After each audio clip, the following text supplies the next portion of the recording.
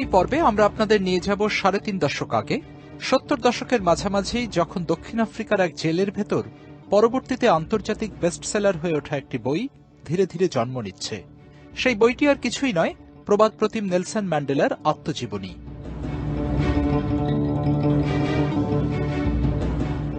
রবেন island, ১৯৭৫ সাল।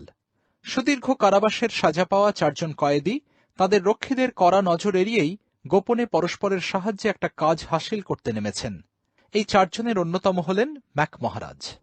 We were housed in individual cells on the one corridor. Each cell had a window looking out into the corridor and warders patrolled. আমরা প্রত্যেকেই একই করিডোরের ভেতরে আলাদা আলাদা সেলে বন্দী ছিলাম। প্রতিটা সেলেই করিডোরের দিকে একটা করে জানালা ছিল, আর রক্ষীরা সেখানে দিনরাত টহল দিত। জানলা দিয়ে তারা নজর রাখত আমরা সেলের ভেতরে কি করছি, আর সেলের ভেতর দিনের ২৪ ঘন্টাই আলো জ্বলত। কিন্তু সেই কড়া নজরদারি এড়িয়েই ম্যাক মহারাজ আর তার সঙ্গীরা নেলসন ম্যান্ডেলার আত্মজীবনীর প্রথম খসড়া নিয়ে কাজ শুরু করেছিলেন। তিনি ছাড়া অন্য ৩ জন ছিলেন এএনসির সহকর্মী আহমেদ কাটরাদা, ওয়াল্টার সিসলু, আর অবশ্যই সেই ব্যক্তি নিজে যিনি পরে দক্ষিণ আফ্রিকার প্রথম কৃষ্ণাঙ্গ প্রেসিডেন্ট হয়েছিলেন। Mandela had to write every night. He wrote on average 10 to 15 pages. He would give that material the next morning. It would circulate. Mandela প্রতি রাতে লিখতেন ১০ থেকে ১৫ পাতা করে। পরদিন সকালে সেগুলো আমাদের হাতে হাতে ঘুরত। প্রথমে আসতো আমার কাছে, আমি পাণ্ডুলিপিটা আবার ছোট ছোট হাতের লেখায় ভালো করে লিখতাম। তারপর সেগুলো দেখত কাটরাডা আর সিসুলু। পড়ার জন্য আমাদের যেসব কাগজপত্র আসতো তার থেকে কিছু A4 সাইজের কাগজ নিয়ে তার উপরেই লিখতেন ম্যান্ডেলা। কোনো রেফারেন্স ম্যাটেরিয়াল তো ছিল না, কাজেই নিজেদের মধ্যে অনেক আলোচনা করতে হতো। অনেক সময় আমি আর ম্যান্ডেলা অসুস্থতার বাহানায় কাজে ফাঁকি দিয়ে আলোচনা করতাম। পরে যেটা ৬০০ পাতার মোটা বই হয়েছিল, সেটাকে মাত্র ৬০টা পৃষ্ঠার দুদিকে খুদে খুদে হাতের অক্ষরে লিখে আমরা বাইরে পাচার করেছিলাম। কিন্তু গোপনে যখন বিরাট এই কাজ কারবার চলছে, তখন কি তারা একবারও ভেবেছিলেন পরে এই বইটাই দারুণ এক বেস্টসেলারে পরিণত হবে? তাছাড়া ধরা পড়ে যাওয়ার ভয়ও কি তাদের মধ্যে কাজ করেনি? We were living in a society where the history of our struggle was something that was not covered anywhere, not even in academia. There were no books about the history of our struggle. আমরা তখন এমন এক সমাজে বাস করছিলাম যেখানে আমাদের সংগ্রামের ইতিহাস কোথাও ছিল না। এমনকি শিক্ষা জগতেও সেই ইতিহাসের কোনো চর্চা ছিল না। দেশে পড়ানো হতো শুধু শ্বেতাঙ্গ মানুষের ইতিহাস। ফলে আমাদের সংগ্রামের যিনি কেন্দ্রীয় চরিত্র, তাঁর জীবন বৃত্তান্ত কাগজে কলমে ফুটিয়ে তোলার গোটা ব্যাপারটাই ছিল ভীষণ রোমাঞ্চকর। নেলসন ম্যান্ডেলার জীবনী শুধু নিছকই একটা আত্মজীবনী নয়, আদ্যন্ত একটা রাজনৈতিক আত্মজীবনী। আমরা তখনই বুঝতে পেরেছিলাম নেলসন ম্যান্ডেলা এক জাতীয় ও আন্তর্জাতিক ব্যক্তিত্ব হয়ে উঠেছেন। ম্যাক মহারাজ অনেক কষ্ট করে খুদে খুদে হাতের লেখায় সেই পাণ্ডুলিপি পুরোটা আবার নতুন করে তৈরি করতেন, আর তারপর সেগুলো যত্ন করে লুকিয়ে রাখতেন তার নিজের পড়াশোনার বইপত্রের ভেতর। The bulk of the manuscript of the autobiography was concealed into a handmade file, the covers of a handmade file, double the size. আত্মজীবনীর পাণ্ডুলিপিটার বেশিরভাগ অংশই আমরা লুকিয়ে রাখতাম হাতে বানানো একটা ফাইলের প্রচ্ছদের ভেতরে। ফাইলটার আকার ছিল A4 সাইজের একটা পৃষ্ঠার ঠিক দ্বিগুণ আকারের। ওটা আমরা নিজেরাই বানিয়েছিলাম, আর তার ভেতর পাণ্ডুলিপির পৃষ্ঠাগুলো পরিসংখ্যানগত দিক থেকে ঠিকঠাক সাজিয়ে রাখতাম। কিন্তু সেই চূড়ান্ত পাণ্ডুলিপিটা শেষ পর্যন্ত কিভাবে রবেন আইল্যান্ডের বাইরে নিয়ে যাওয়া হবে, সেটাই ছিল প্রধান challenge.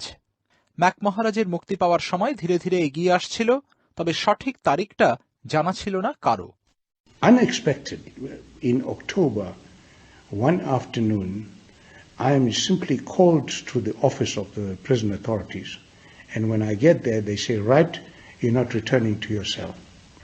I was completely lost what to do. আচমকা একদিন অপ্রত্যাশিতভাবে অক্টোবরের এক বিকেলে কারা কর্তৃপক্ষ আমাকে তাদের অফিসে ডেকে পাঠালেন। আমাকে বলা হলো, তুমি আর তোমার সেলে ফিরতে পারবে না। আজকের রাতটা জেলের হাসপাতালে কাটিয়ে পরদিন ভোর ৫টায় তোমাকে জাহাজে তুলে দেওয়া হবে। আমি তো হতভম্ব হয়ে গেলাম। সঙ্গে সঙ্গে প্রতিবাদ করে বললাম, কিন্তু আমি তো একজন ছাত্র হিসাবে জেলে নথিভুক্ত, কাজেই আমার পড়াশোনার জিনিসপত্র ফেরত নিতে তো আমাকে একবার সেলে যেতেই হবে। কিন্তু ওরা রাজি হলো না। বলল, না, তোমার কি জিনিস আছে বলো, ওগুলো আমরাই এনে দেওয়ার ব্যবস্থা করব। ম্যাক মহারাজ অবশ্য বুঝতে পেরেছিলেন কারা কর্তৃপক্ষ তাঁর কাগজপত্র নিয়ে সন্দেহ করছে না, তিনি যাতে সেলে ফিরে গিয়ে সহকর্মীদের কাছ থেকে বিদায় নিতে না পারেন, সেজন্যই তাকে সেলে ফিরে যাওয়া থেকে আটকানো হচ্ছে। কিন্তু ম্যান্ডেলার আত্মজীবনীর পাণ্ডুলিপিটা, যেটা তাঁর সেলের কাগজপত্রের ভেতরই লুকিয়ে রাখা, সেটা তো তাঁর চাই। ফলে তখন সঙ্গে সঙ্গেই মাথা খাটিয়ে একটা বুদ্ধি বের করলেন তিনি। So I had the presence of mind of saying, my books are lent out, exchanged with people, and there are books in my cell that don't belong to me. So go to Kathrada, go to Lalu Chiba, ask them to help to pack my book. তখন আমি উপস্থিত বুদ্ধি থেকেই বললাম, আমি তো জেলে অনেককেই আমার বই ধার দিয়েছি, আবার আমার সেলে এমন অনেক বই আছে যেগুলো আমার নয়। ফলে তোমরা কাঠরাদার কাছে যাও, লালুচিবার কাছে যাও, ওরা জানে কোন কোনটা আমার জিনিস, ওদেরকেই ওগুলো গুছিয়ে দিতে বলো। আমার আসলে প্রচুর জিনিসপত্র ছিল, কারারক্ষীদেরকেও অনেক ঘাঁটাঘাঁটি করতে হয়েছিল নির্ঘাত। এদিকে রবেন আইল্যান্ড থেকে ছাড়া পেয়ে যখন আমাকে এক জেল থেকে অন্য জেলে পাঠানো হচ্ছে, সেই সব কাগজপত্র কিছুতেই আর আমার হাতে পৌঁছচ্ছে না। আর আমি তো রোজ ভয়ে ভয়ে আছি, এই রে পাণ্ডুলিপিটা না আবার কারা কর্তৃপক্ষের হাতে পড়ে। তবে সৌভাগ্যবশত সেই লুকোনো ফাইল শেষ পর্যন্ত আর কারারক্ষীদের নজরে পড়েনি। পরে সে বছরেরই ডিসেম্বর মাসে ম্যাক মহারাজ তখন জেল থেকে ছাড়া পেয়ে নিজের বাড়িতেই গৃহবন্দী আছেন। সেই মহামূল্যবান বাক্সগুলো তাঁর হাতে পৌঁছল। কিন্তু আত্মজীবনীর যে মূল পাণ্ডুলিপিটা, সেটার কি হলো? The story of the original manuscript in Mandela's handwriting is that it was put into containers, buried in the little garden plot that we had. And shortly after I left prison, the authorities began to build a wall there. ম্যান্ডেলার নিজের হাতে লেখা যে মূল পাণ্ডুলিপিটা, সেটা কৌটোয় ভরে আমরা জেলের বাগানের একটা কোণে পুঁতে রেখেছিলাম। আমি জেল থেকে চলে আসার কয়েকদিন পরে জেল কর্তৃপক্ষ ওখানে একটা দেয়াল বানাতে গিয়ে ওই টিনগুলো আবিষ্কার করেন। তখন জেলের সব বন্দীর হাতের লেখা মিলিয়ে দেখে একটি রিপোর্ট বানানো হয়। দেখা যায় পাণ্ডুলিপিতে ম্যান্ডেলা ছাড়াও আমার, সিসুলুর আর কাঠরাদার হাতের লেখা আছে। আমি তো বেরিয়ে গেছি, বাকি তিনজনের সেলে বইপত্র পাঠানো বন্ধ হয়ে যায় সেদিন থেকেই। ওই পাণ্ডুলিপি আর হাতের লেখার রিপোর্ট প্রিজন রেকর্ডে রাখা হয়েছিল, ফলে এখন সেটা ঠাঁই পেয়েছে ম্যান্ডেলা আর্কাইভসে। 6 মাস গৃহবন্দী থাকার পর ম্যাক মহারাজ মুক্তি পেয়ে লন্ডনের পথে রওনা হলেন আফ্রিকান ন্যাশনাল কংগ্রেসের আন্দোলনকারীদের জন্য, যেটা তখন ছিল প্রায় দ্বিতীয় স্বদেশ। ম্যান্ডেলার আত্মজীবনী সম্বলিত ফাইলটা তিনি আগেই গোপনে লন্ডনে পাঠিয়ে দিয়েছিলেন। সেটা নিরাপদে এসে পৌঁছেছিল রাস্টি বার্নস্টেইন নামে এক ব্যক্তির হেফাজতে।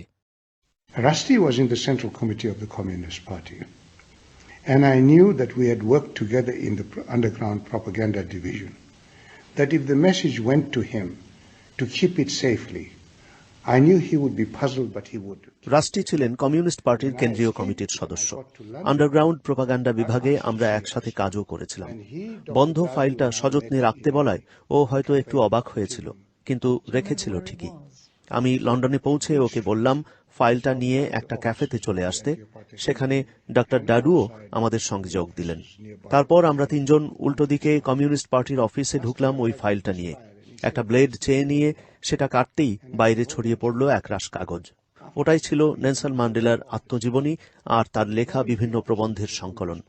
তখন মনে হচ্ছিল অবশেষে পারলাম, অক্ষত অবস্থায় সেই মহামূল্যবান পাণ্ডুলিপিটা পাচার করে আনতে পারলাম।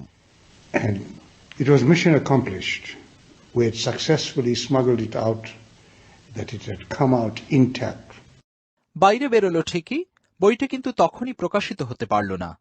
এএনসির অভ্যন্তরীণ রাজনীতির জেরে বইটির দিনের আলো দেখতে আরও প্রায় 20 বছর লেগে গেল।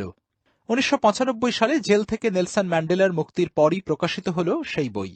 সারা বিশ্বজুড়ে ভীষণভাবে সমাদৃত লং ওয়াক টু ফ্রিডম নামে সেই বইয়ের ভিত ছিল পাচার করা সেই পাণ্ডুলিপিটি, যার জন্ম হয়েছিল রবেন আইল্যান্ডের কারা অন্তরালে।